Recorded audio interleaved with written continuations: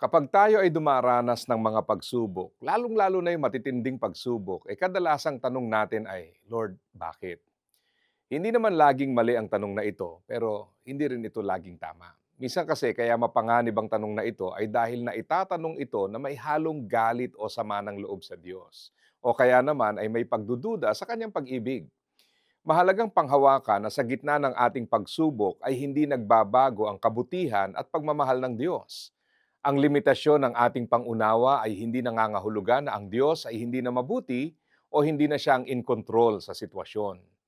Paano kung natatanong naman natin na, Lord, bakit? Sa gitna ng ating mga pinagdadaanan pero hindi para pagdudahan ng Diyos, kundi upang malaman kung meron bang kasalanang dapat pagsisihan, meron bang aral na dapat matutunan, meron bang nais ipagawa na marahil ay hindi na pagtutuunan.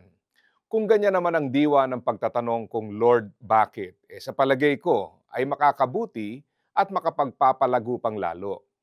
Bagamat maganda ang tanong na yan, kung tama ang diwa ng pagtatanong, minsan yung okasyon ng pagtatanong naman ang kailangan din nating pag-isipan. Bakit nga ba kadalasan na itatanong natin ang Lord, bakit tuwing may problema lang o desperado o kapag hindi na natin matiis ang sitwasyon? Dapat araw-araw ay tinatanong natin ang Lord, bakit? Bakit buhay pa ako? Bakit ako malusog? Bakit may trabaho pa ako? Bakit mo ako binigyan ng pamilya, mga tao sa buhay ko? Yan ay magtutulak sa isang tao na lalong maging sensitibo sa Diyos at maging intentional sa pagtupad sa layunin ng Diyos. Ang sabi nga sa unang bahagi ng mga gawa, chapter 17, verse 28, sapagkat sa pamamagitan ng kanyang kapangyarihan, tayo'y nabubuhay at nakakakilos. Gawin nating ugali ang pagtatanong ng Lord, bakit? Pero hindi para questionin ng Diyos. Ito'y upang ang puso natin ay matutong magpahalaga sa mga bagay na mahalaga sa Diyos at upang ang mga pagpapasya natin ay maging ayon sa nais ipagawa ng Diyos.